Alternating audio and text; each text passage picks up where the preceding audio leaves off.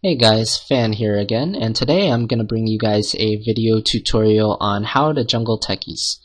Now when I say jungle, what I mean is we're going to be using the ancient stacking method to farm up our techies and get to level 6 as fast as possible, and get as much gold as possible while we're doing it. So in this video I'm going to show you how to get to level 6 and also get approximately 22 to 2300 gold by 7 minutes using jungle techies. Now I noticed a lot of people were playing techies on ladder these days, so I thought I'd make a video on one of the pretty interesting and viable ways that you can play it in the early game. So the first thing you want to do is you want to get your landmine skill, and you want to start with a Sage's Mask and 6 Clarities. And the reason you want this starting build is because it's very mana intensive, and you're going to be needing a lot of mana because you're going to pretty much be placing down landmines whenever they're off cooldown. So as soon as you get out of the fountain, you're going to make your way over to the Dire Ancient Camp, and you're going to start plopping down landmines. So as you can see, I've already started plopping down my landmines here, and take notice of the position that I'm placing it in. I've deliberately placed it pretty much right in front of this entrance to the Dire Ancient Camp.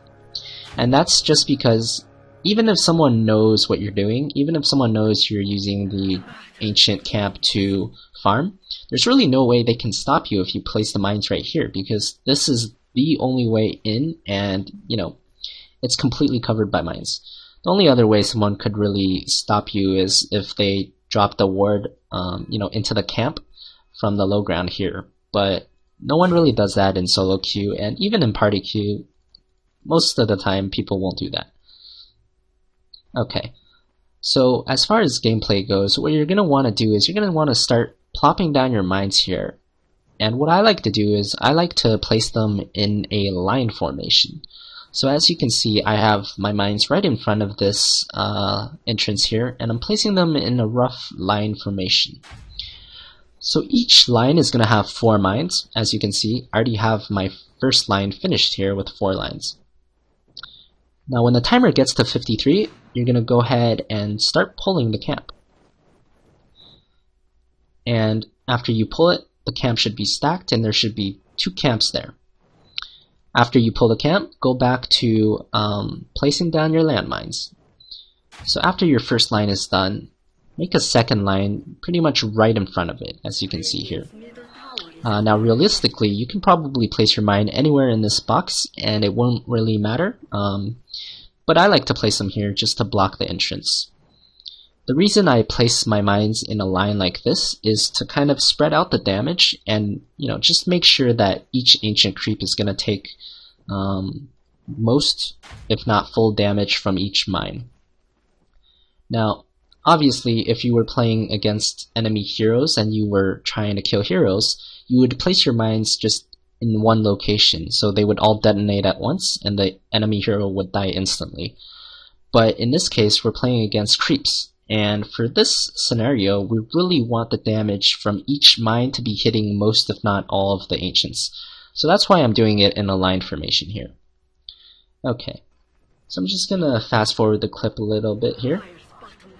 And you'll see that once again at 52, I'm going to stack the ancient camp one more time. So now there's going to be 3 camps in here. Now after there's 3 camps in here, and this should be at the 2-minute mark, because you've stacked it once at 1 minute and once at 2 minutes, you're going to want to start killing these camps, because 3 camps is exactly how much gold you're going to need in order to finish your soul ring. And once you have your soul ring, you're going to be able to pretty much infinitely spam your landmines. Okay, so in a second here, I'm going to start pulling the ancients into my mines. So as you can see, here we go. I'm pulling the ancients straight into my mines. Now I'm going to show you guys that one more time in kind of a slow motion, because I want to kind of elaborate on how you should be pulling. So as you noticed, I didn't pull the creeps in a straight line from the ancient camp straight to my mines. What I did was I pulled them upwards, and then when the creeps were all around here, that's when I pulled them to the left. And that way you're going to get, the creeps are really clumped here, and they're going to turn left, and each one is going to get hit by the full damage of each landmine. Okay, so I'm going to play this in slow motion here so you can see what I did there.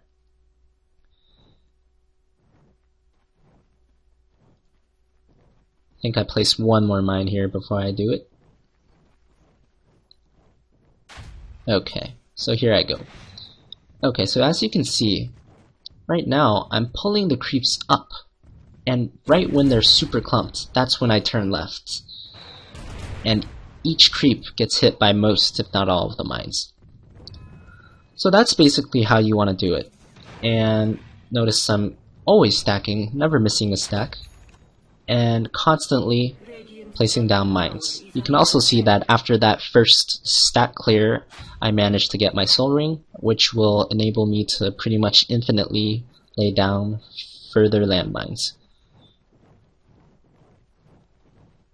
Okay, and basically this is how you want to do it. You want to keep stacking, keep making these lines of landmines, and we're gonna blow them up very soon. Okay, I'm gonna speed things up a little bit here because it's pretty much the same thing. So you keep pulling, keep stacking landmines, and around the 6-minute mark, you should have your 2 lines done again. And you should also have a pretty big camp here. Now, if you didn't miss any stacks, this is gonna be 4 camps.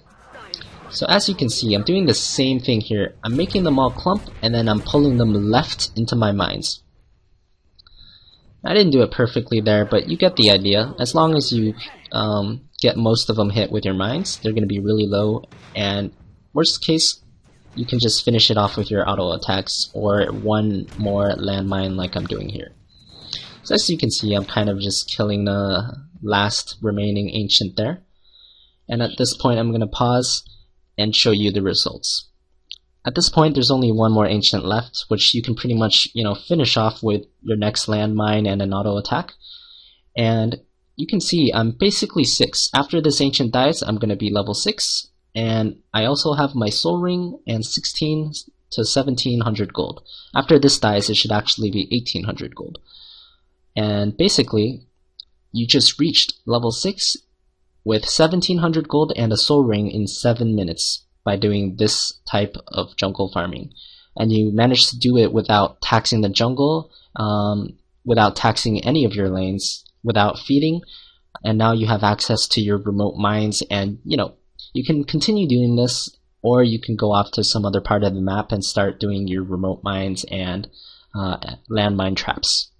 So I hope you enjoyed this tutorial. I'm actually going to show you guys how to do this on the Radiant side as well, and that'll be coming up in just a second. So this is what your Radiant mine formation is going to look like. It's very similar to the Dire side. As you can see, it's 4 mines in a line blocking the entrance to the ancient camp. And there's going to be 2 lines of these mines.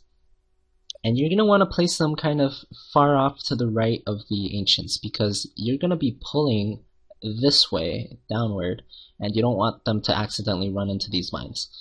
So the only difference that I wanted to point out was that, for the Radiant side, there's actually this cool ward spot that people normally place their wards. And whenever you're not placing a landmine or pulling, you should be standing right here. Because when you're standing here, you can see the rune for your mid. And the other thing you can also see is, say the enemy has 2 support heroes or 1 support hero that's roaming, and they're going to be roaming down from, mid, top over to mid. If they do that, you have this entire vision covered, so you're going to be able to see them and prevent that gank. Now, even if they're smoked, if 2 smoked heroes from top are roaming mid, the most likely path they're going to take is right here. It's going to be along this path. And that's great, because if you're on top here, you're going to be able to see these heroes, and you're going to be able to dispel their smoke and easily thwart the gank. And they can't really do anything to you, because if they come up here, they're dead. The other thing is, even if they go through here, most likely, if you're standing close enough to this ledge, you're going to be able to dispel that smoke as well. So it's very, very good that you can be farming ancients and acting as a anti-gank slash ward for your mid player as well. Okay, so that was all I had to say about the Radiant side. The pulling is very similar. I'm just going to show you how the pull works one last time here. Now keep in mind you should be doing this pull between 2 and 3 minutes. You can do it as early as 2 minutes because that's when you have your 3 stacks of ancients. I didn't do it in this video because I just wanted to show you the mine formation more than anything else. But once you have this mine formation, you should be doing the pull that I'm describing here. So it's very similar. I'm going to be pulling the creeps downward first, and once they're all clumped, I'm going to pull them towards my mines. And as you can see, I took a little more damage than I did last time, but that's okay. At this point, you should continue doing what you've been doing, and you should keep laying down the landmines, and you should keep pulling every time you can.